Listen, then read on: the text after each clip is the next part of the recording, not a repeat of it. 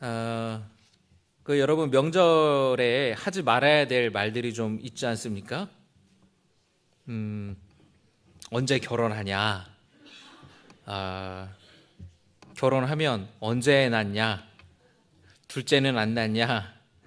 아, 취업은 했냐? 뭐 연봉은 얼마나 받냐?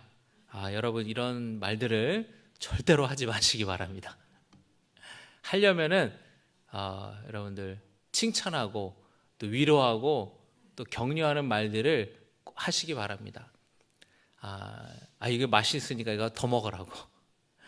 이렇게 좀 기분 좋은 일이 있냐고. 축하한다고. 뭘 위해 내가 널 위해 기도해 주면 좋겠냐고. 그렇게 물어보고 기도하겠다고. 그렇게 꼭 이야기를 하시기 바랍니다. 할렐루야. 취업은 언제 하냐? 결혼 언제 하냐? 애는 안 낳냐? 실컷 기분 나쁜 소리하고 교회 좀 다녀라. 그러면은 교회 다니고 싶은 마음이 안 들 거예요. 여러분 칭찬하고 격려하고 용돈도 주면서 교회 다녀라 해야 올까 말까인데.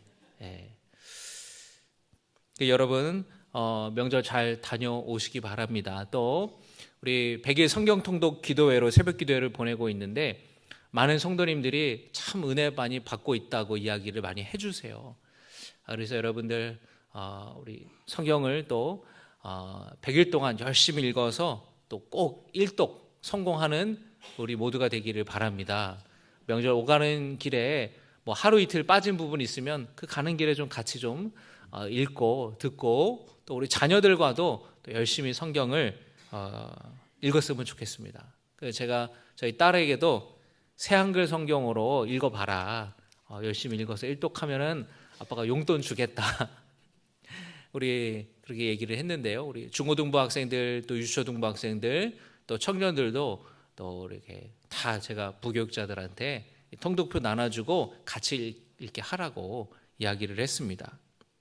말씀으로 또 승리하는 여러분 명절 되시기를 주님의 이름으로 축복합니다. 근데 명절에 가면은 나는 그렇게 하지 않아도 친척 중에 누구는 자기 자랑을 할 거예요.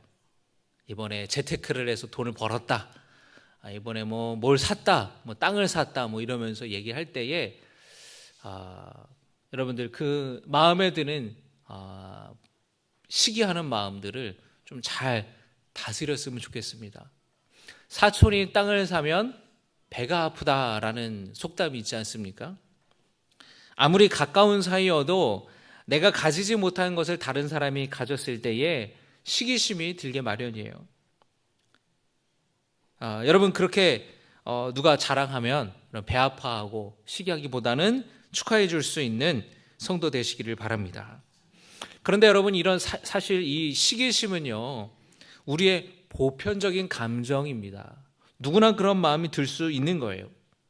지난주에 화를 잘 다스려야 된다라고 말씀을 나눴는데 오늘은 이 시기심을 잘 다스리는 것에 대해서 함께 말씀을 좀 나누려고 합니다.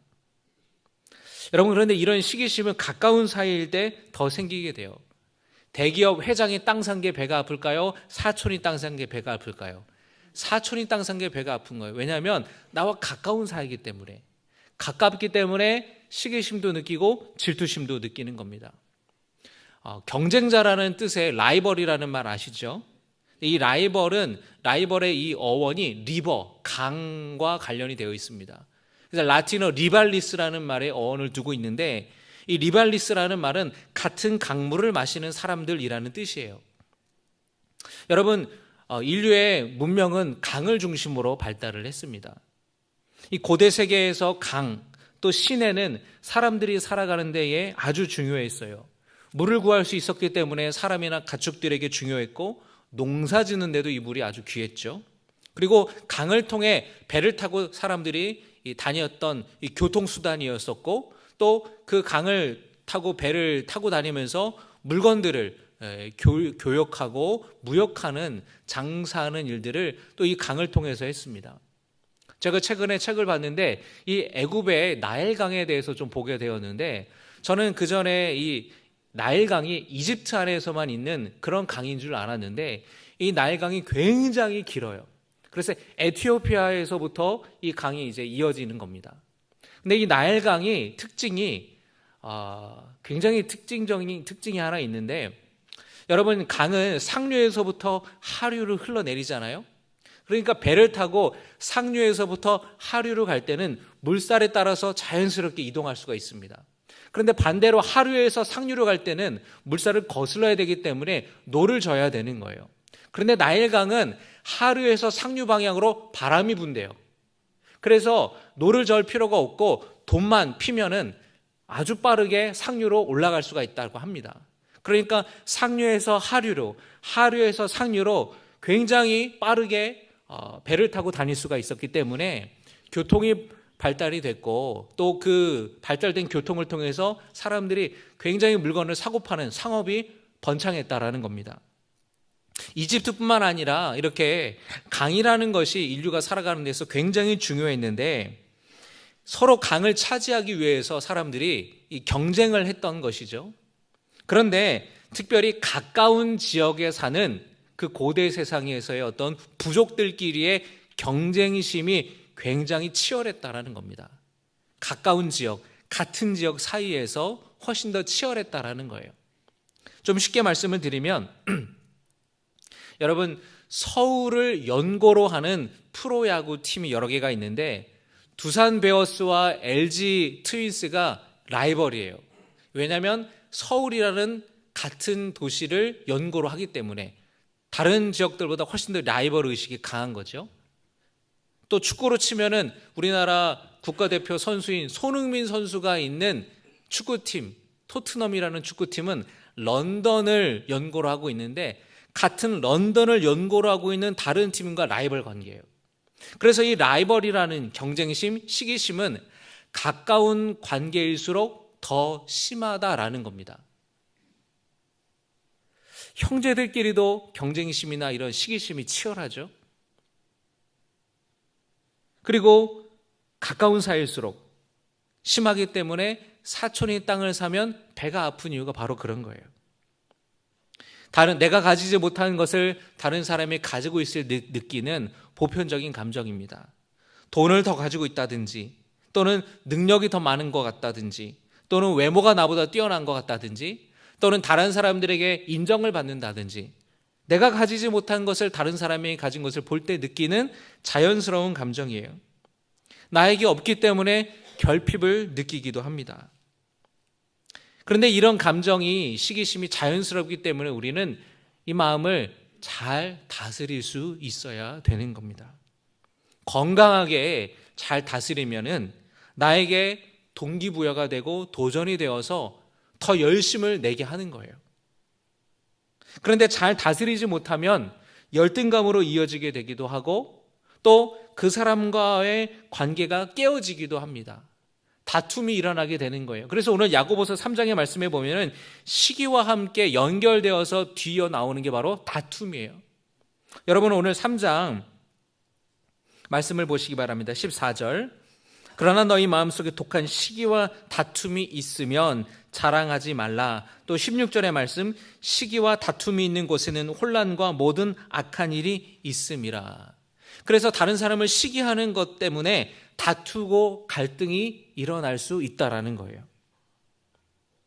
여러분, 이 시기심을 잘 다스리시기를 주님의 이름으로 축복합니다. 이 시기심 때문에 일어난 사건들을 우리는 성경에서 여러 군데 찾아볼 수가 있는데요. 첫 번째로 아담과 하와가 낳은 아들, 그 형 가인과 동생 아벨 사이에 나타났던 그런 사건이 있습니다. 가인과 아벨 모두가 하나님께 제물을 드렸는데 하나님께서 동생 아벨의 제물은 받으셨는데 형 가인의 제물은 받지 않으셨어요. 아벨은 자신의 양떼 중에서 최상의 것을 드렸습니다. 양의 첫 새끼와 그 기름을 하나님 앞에 드렸어요. 하지만 가인은 땅의 소산 중 일부를 단지 드렸을 뿐입니다. 그 말은 하나님께 어떤 마음으로 하나님 앞에 감사의 예물을 드렸는지를 알려주는 그런 구절입니다. 신약성경 히브리서를 보면은 아벨이 가인보다 믿음으로 더 나은 제사를 드렸다라고 말씀을 하는 거예요.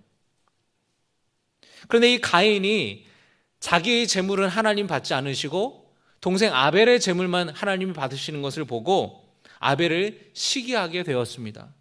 그리고 그 시기심은 공격성으로 나타나서 동생에게 달려들어서 동생을 쳐 죽이는 끔찍한 죄를 저지르게 된 것입니다. 시기할 만하죠. 하나님이 내 재물을 왜 받지 않으셨는가? 인정받지 못했다라는 마음. 그런데 동생은 하나님이 받으셨어요. 시기할 만하죠. 그러나 가인은 자신의 하나님 앞에 재물을 드리는 자신의 마음이 어땠는지를 좀 돌아보아야 됐었고, 아벨의 믿음으로 정성으로 드리는 제사에 대해서는 칭찬하고 인정하는 모습들이 가인에게 필요했었습니다. 그런데 그러지 못하고 시기하는 마음으로 동생을 죽였던 것이죠. 또 다른 이야기를 알려드리자면 이스라엘 초대 왕이었던 사울 왕은 골리앗을 죽이고 전쟁을 승리를 이끌었던 다윗에게 시기심을 느꼈습니다. 다윗은 백성들에게 큰 인기를 얻었고 사울 왕보다 더 많은 칭송을 들었어요. 블레셋과의 전쟁에 승리를 거두고 나서 군대가 다시 돌아오게 될 때에 모든 성읍에서 백성들과 사람들이 나와서 승리한 군대를 찬양하고 환영하고 축하하고 축복했는데 여인들이 이런 노래를 불렀다라는 겁니다. 사울이 죽인 자는 1000명이요 다윗이 죽인 자는 10,000명이로다.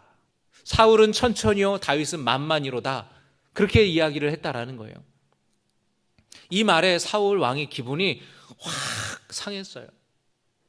내가 왕인데 사람들이 나보다 다윗을 더 좋아하는 거예요.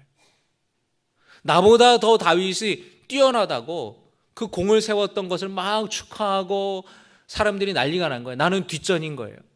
사울 왕이 시기하는 마음이 들었어요. 사무엘상 18장 8절과 9절의 말씀을 보겠습니다. 같이 봉독합니다.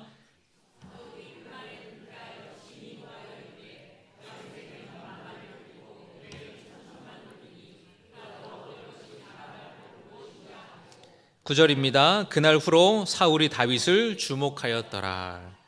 내 나라를 이놈이 뺏겠구나. 그날 후로 사울이 다윗을 주목하였더라. 주목했다라는 것은 사울 왕이 다윗에게 시기심을 느끼고 다윗을 죽이려고 했다라는 겁니다. 사울의 마음이 이해는 가죠. 자기가 왕인데 백성들이 자기보다 다윗을 더 좋아하는 거예요. 권력을 뺏길까 봐 불안했던 마음이 들은 것입니다. 그러나 설령 시기하는 마음이 있을지라도 오히려 다윗을 더 세워줬더라면, 다윗은 이제 20살도 안 된 학생이었는데 군대 간 형들 면회하려고 부모님이 싸주신 도시락 가지고 찾아왔다가 하나님을 모욕하고 이스라엘 군대를 모욕하는 골리앗을 보고 내가 나와 싸우겠다라고 해서 골리앗과 싸워 이긴 거잖아요. 아직 어린 학생이었다고요. 청년이었다고요. 그런데 그 다윗이 그렇게 나타나서 누구도 나와가지고 골리앗과 싸우려 하지 않을 때에 용감하게 나서서 싸워 이겼다면 오히려 다윗을 치켜 세워주고 하나님께서 이런 용맹한 젊은 용사를 우리에게 주셨다고 박수 한번 하자고, 그리고 그 백성들 앞에서 인정하고 칭찬하고 그랬다면 어쩌면 백성들은 사울 왕이 배포가 대단하네. 역시 임금님은 대단하시다. 아마 사람들이 그렇게 생각했을지도 몰라요. 그런데 잔뜩 시기하여서 사람들 보는 앞에서 창을 던져가지고 다윗을 죽이려고 하고 대놓고 군사들을 보내서 다윗을 쫓았습니다. 사울 왕은 사람들이 다윗은 만만이라고 할 때에 열등감을 느끼는 거예요. 그 열등감과 패배감은 사울의 마음을 흔들어서 그때부터 사울 왕은 아주 극도의 불안 증세를 느낍니다. 다윗에게 그 왕위를 뺏길까 봐. 이전에도 사울이 하나님께 큰 죄를 저지른 적이 있었어요. 그래서 하나님께서는 사무엘 선지자에게 사울을 왕으로 내가 세운 것을 후회한다고 하셨습니다. 사무엘 선지자는 사울 왕을 찾아가서 하나님께서 왕을 버리셨다고 그 이야기를 전해요. 그 나라를 다른 이에게 주겠다고. 그러니까 그 메시지를 듣고 난 이후로 사울 왕은 불안하기 시작합니다. 잠을 이루지 못해요. 그런데 다윗으로 인하여서 그 증상이 더 심해지는 겁니다. 내 왕위를 차지할 놈이 바로 저놈이구나. 저놈을 죽여야겠다. 위협의 싹을 없애버려야겠다. 여러분, 다윗은 자기 아들 요나단과 친구였어요. 그리고 다윗에게 딸을 주어서 사위를 삼았습니다. 자기 아들 친구고 내 사위인데도 불구하고 왕권의 위협이 되니까 가차없이 죽이려고 하는 거예요. 그 시기심이라는 게 참 무섭죠. 상대방을 중요해 없어지는 겁니다. 사울 왕은 자기 안에 들었던 그 시기심을 다스리지를 못했어요. 여러분, 신약 성경에 보면은 세례 요한이라는 사람이 나오는데요. 이 세례 요한은 사람들에게 회개하라고, 천국이 가까웠다고 그렇게 하나님의 말씀을 가르쳤고, 사람들에게 죄를 회개하고 나오는 사람들에게 요단강에서 세례를 주었습니다. 그래서 요단강에서 세례를 많이 베풀었기에 사람들이 그를 세례 요한이라고 불렀어요. 그런데 예수님이 나타나셨습니다. 근데 예수님이 나타나셨을 때에 예수님도 세례 요한처럼 회개하라, 하나님의 나라가 가까웠느니라 라고 하나님의 말씀을 가르치시고 세례를 베풀었어요. 그러니까 세례 요한도 같은 말씀을 전하고 예수님도 같은 메시지를 전했습니다. 그리고 세례 요한을 따르는 제자들이 있었어요. 그런데 세례 요한은 그 예수님이 나타나셨을 때에 자신은 예수님의 신발끈을 풀는 데에도 감당할 수 없다고. 겸손히 예수님을 인정하고 예수님을 높였습니다. 그리고 자기를 따르는 제자들 중에서 2명이 예수님을 따라가요. 세례 요한은 요단강에서 세례를 베풀었고 예수님은 유대 땅에 가서 세례를 베푸셨는데 세례 요한에게 찾아오는 사람들이 수가 줄었습니다. 많은 사람들이 예수님을 찾아갔던 거예요. 요단강에 세례받으려고 찾아오는 사람들이 다 예수님께로 가고 자기 제자들 중에서도 예수님께로 간다고 한다면 인간적인 마음에 시기심이 들 수도 있겠죠. 그러나 세례 요한은 그렇게 하지 않았던 겁니다. 세례 요한의 제자들 중에 제자들이 이렇게 세례 요한에게 이야기를 합니다. 요한복음 3장 26절입니다.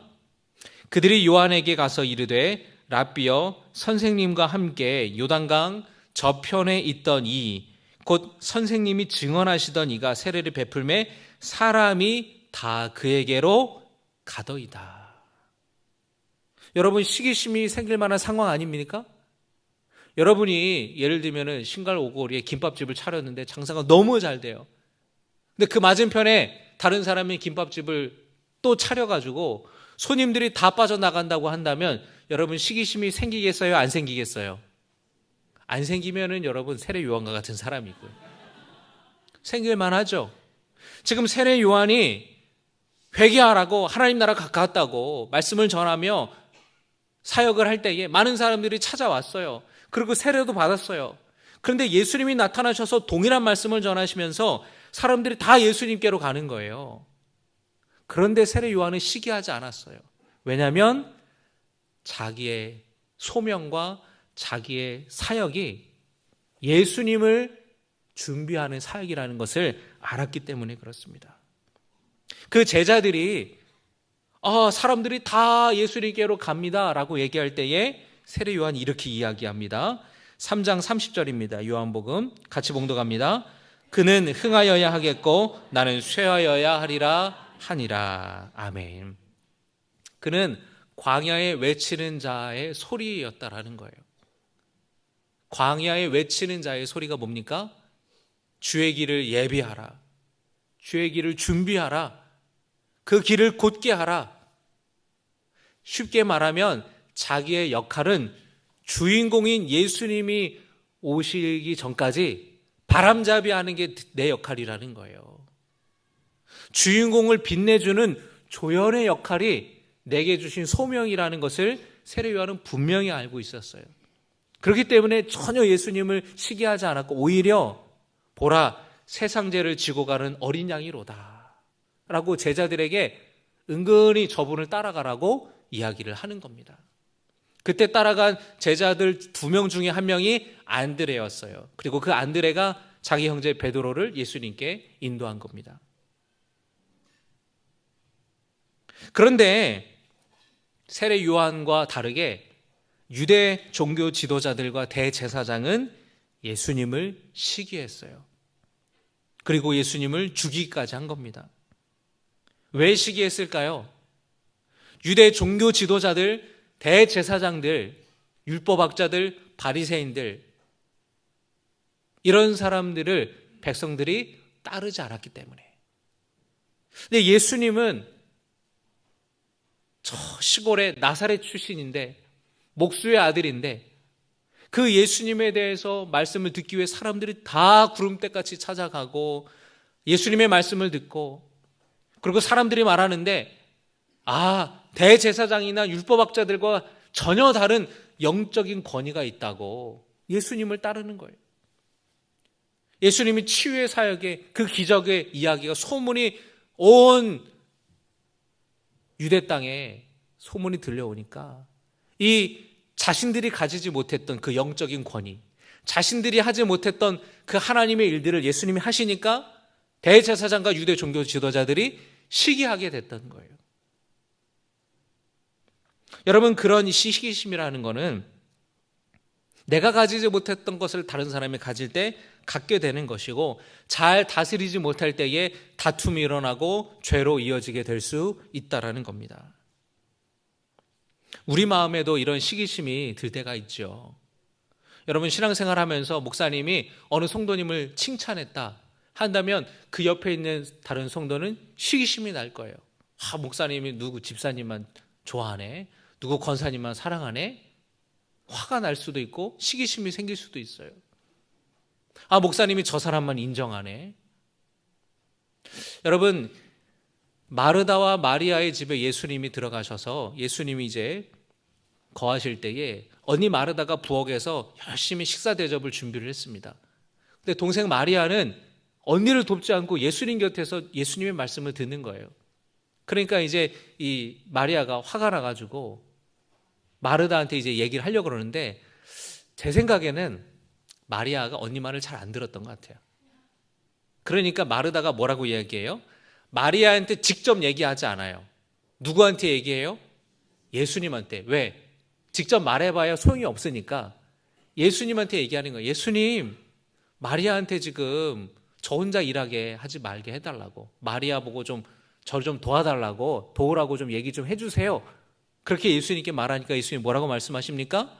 마리아는 좋은 것을 택하였다. 말씀 듣는 것을, 옆에서 예수님의 말씀을 듣는 것, 그것을 좋은 것을 택하였다고 마리아를 칭찬하십니다. 그러니까 마르다의, 언니 마르다의 마음이 시기심이 생겼을까요? 안 생겼을까요? 생겼겠죠. 여러분, 신앙생활하면서도 그러는 거예요. 어느 성도님 목사님 칭찬받았다, 저 사람을 인정해주네, 칭찬해주네, 마음이 올라옵니다. 시기심이. 그런데 여러분들이 그럴 때에 여러분의 마음을 알아차리셔야 되는 거예요. 내가 왜 이렇게 배가 아프지? 시기심이 생기는구나. 불편한 마음이 생기는구나. 내가 저 사람을 시기하고 있구나. 그런 마음을 알아차리고 그 사람을 인정해 주는 거예요. 그래, 예수님 말씀대로 마리아처럼 말씀 듣는 게 훨씬 더 중요한 거구나. 그거를 깨닫는 거예요. 그리고 인정해 주는 겁니다. 아, 그래. 나는 여기서 예수님 맛있는 음식 대접하는 거에 이게 정말 중요하다고 생각을 했는데 이거보다 중요한 거는 주님의 말씀을 듣는 거구나. 아, 그래. 내가 부족하구나. 이런 점에서 나는 이런 부분이 부족했구나. 이런 부분을 나는 성장시켜야 되는구나라는 것을 깨닫는 거예요. 내가 가지고 있는 고유한 나의 모습을 발견하고 긍정하는 것이 필요합니다. 저는 과거에 시기심이 많았고 열등감도 많았던 사람이었어요. 내가 이룰 수 없고 가질 수 없는 것을 가진 사람을 보면은 시기하는 마음, 또 동경하는 마음도 있었습니다. 그리고 나는 그렇게 할 수 없기에, 그렇게 살 수 없기에 마음이 우울하기도 하고 자기 연민에 빠지기도 했어요. 제 친구 중에 하나는 그림을 너무 잘 그리는 거예요. 그래서 그림을 너무나 잘 그려서 나도 그림을 좀 잘 그릴 수 있지 않을까? 가지고 그려보면은 그 친구는 화가처럼 그리는데 저는 유치원생처럼 그림이 나오는 거예요. EBS 교육방송에 보면은 어느 미국에 머리 뽀글뽀글하게 이렇게 밤 로스라는 화가가 나와가지고 유화를 탁 캔버스에다가 유화를 이렇게 싹싹싹 그립니다. 그러면서 하는 얘기가 참 쉽죠. 자, 이렇게 하면 됩니다. 따라해봤는데 쉬운 게 아니에요. 아무나 그렇게 할 수가 없는 거예요. 우리는 그런 사람들을 뭐라 그러냐면 금손이다 라고 이야기를 합니다. 안 되는 건 안 되는 거예요. 또 어떤 친구는 피아노를 기가 막히게 또 잘 치는 거예요. 한 친구가 있었는데 굉장히 공부를 잘했던 친구입니다. 근데 그 친구 집에 놀러 갔는데 이 친구가 피아노도 잘 쳐요. 야, 인태야, 내가 모차르트 쳐줄까? 모차르트를 막 쳐요. 쇼팽 쳐줄까? 쇼팽을 막 쳐요. 그 친구 아버지는 대기업을 다니시는 분이셨어요. 공부도 잘하고. 제가 그 친구에게 이제 처음에 경쟁심이 드는 거예요. 시기심이 드는 거예요. 그러니까 나도 열심히 해야겠다. 나도 공부해가지고 내가 저 친구보다 공부를 더 높은 좋은 성적을 내가 한번 받아봐야겠다. 그래서 열심히 공부를 했는데 이만큼 따라가면 그 친구는 더 멀리 가 있어요. 이만큼 따라가면 그 친구는 더 멀리 가 있어요. 그래서 그 친구를 한 번도 제가 공부로 따라잡은 적이 없어요. 이겨본 적이 없어요. 근데 내가 이렇게 열심히 했는데도 안 되나? 중학교, 고등학교 6년 동안 그 친구를 따라잡으려고 열심히 공부했는데 안 되는 거예요. 안 되는 거예요. 그래서 그 친구는 포항에 있는 공대를 이제 가게 되고 저는 이제 신학교를 가게 됐어요. 근데 이제 나중에 그 친구를 만나서 하는 얘기가 제가 그 친구한테 그런 얘기를 하는 거예요. 야, 너 어떻게 그렇게 수학을 잘하냐? 나는 너무 수학이 힘들다. 내가 수학 싫어가지고 문과 갔잖아. 너무 힘들어. 어떻게 수학 뭐 이런 거 어떻게 이렇게 잘하냐? 근데 그 친구가 저한테 하는 얘기가 야, 근데 너는 어떻게 이렇게 어려운 신학을 공부하냐? 어떻게 그렇게 어려운 철학을 공부하냐? 어떻게 너 그렇게 어려운 헬라어, 히브리어 그런 걸 어떻게 공부하냐는 거예요. 그래서 제가 그때 충격을 받았어요. 머리 한 딱 맞은 것 같았어요.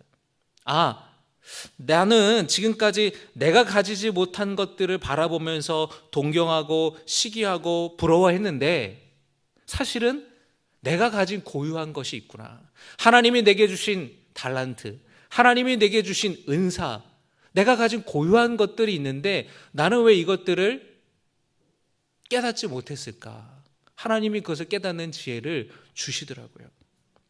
그러면서 저는 그 다음부터 그래, 내가 가진 것들, 하나님이 내게 베풀어 주신 것에 대해서 찾아가고 알아가고 긍정하기 시작하면서 어떤 내 안에 부러움이 마음, 불편한 마음, 시기심이 들 때에 그것에 대해서 자유하게 되더라고요. 그러면서 다른 사람이 잘 될 때 진심으로 축하하게 되더라는 거예요. 여러분, 그런 여러분 되시기를 주님의 이름으로 축복합니다. 여러분 안에 부러운 마음이 들고 시기심이 들 때에 내가 가지지 못한 것에 대해서 집중하는 것이 아니라 하나님이 내게 주신 나의 고유함, 하나님이 내게 주신 달란트와 은사에 집중할 때에 우리는 그 시기심에서 자유할 수 있게 되는 것이고, 그 시기심으로 이어지는 다툼이나 갈등이나 그 관계가 깨어진다거나 죄 짓는 일을 하지 않게 된다라는 것이에요.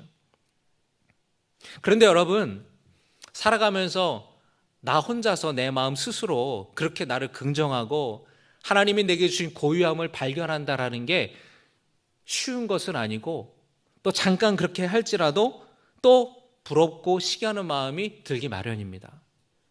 그래서 여러분, 공동체가 중요한 거예요. 옆에서 인정해주고 옆에서 칭찬해줄 때에 우리는 그 시기심에서 쉽게 자유할 수 있게 되는 것입니다. 제 아내가 항상 저를 칭찬해요. 항상 저를 인정해줘요.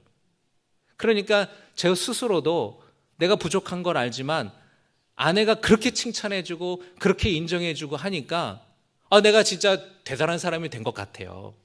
그러니까 자신감도 있게 되는 거예요. 제 아내가 그렇게 저를 칭찬하고 인정하고 다니니까 어느 목사님이, 나는 황 목사님이 너무 부럽다고, 우리 아내는 나한테 말이죠 그렇게 칭찬하는 말을 하지 않는다는 거예요. 네, 사모님이 목사님을 이렇게 많이 바가지를 긁으시는 거. 나는 사모님이 이렇게 황 목사님을 칭찬하고 다 훌륭하다 그러고 나는 황 목사님이 부럽다고, 그런 얘기를 제가 듣고 나서 너무 고맙더라고요. 여러분, 부부가 그렇게 서로 칭찬해주고, 교회 안에서 성도들끼리 여선교회에서, 속회에서, 남선교회에서 같이 이렇게 칭찬해 줄 때에 내 마음에 시기심이 들기도 하고 내 마음 안에 열등감이 들기도 했지만, 그런 칭찬해 줄 때에 발견하게 되는 거예요. 내가 가진 그 고유한 장점이 있구나, 나만의 고유한 달란트가 있구나, 은사가 있구나. 어떤 분들은 가르치는 은사가 있으면 교사도 하고, 어떤 분들은 운전을 잘하시고 주차 봉사도 하고, 어떤 분들은 찬양의 은사가 있다, 찬양할 수도 있고, 어떤 분들은 다른 사람과 관계를 잘 맺는다, 너무 사교적이에요. 사람 만나는 거 힘이 나, 에너지가 솟아. 그러면 열심히 전도하고 사람 만나는 거. 나는 기도의 은사가 있다, 기도의 자리로 나아오고. 여러분 스스로 여러분 안에 고유함을, 하나님이 주신 은사를 발견하는 지혜가 있기를 주님의 이름으로 축복합니다. 성 어거스틴이 이런 말을 했습니다.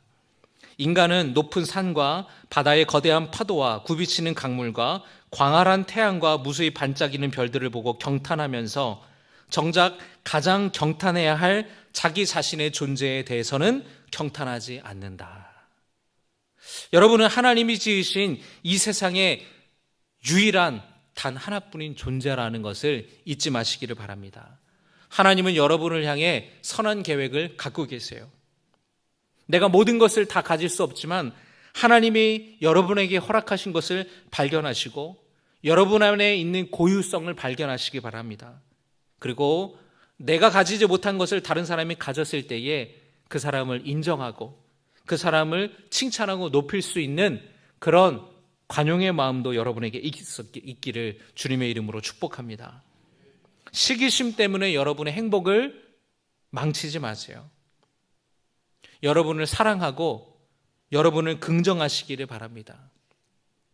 예수님께서 내 이웃을 내 몸과 같이 사랑하라 라고 말씀하셨는데, 여기서 전제되어야 되는 것은 나 자신을 사랑하는 거예요. 나 자신을 사랑하지 않는 사람은 다른 사람을 사랑할 수가 없습니다. 나 자신을 사랑하고 긍정해야 다른 사람을 사랑하고 다른 사람도 긍정할 수 있는 거예요. 여러분, 이 세상에 여러분이 아무도 없고 여러분 혼자 있을지라도 예수님은 여러분을 위해서 십자가에 달려 죽으셨을 거예요. 그만큼 여러분은 특별한 존재고 귀한 존재라는 것을 잊지 마시기를 주님의 이름으로 축복합니다.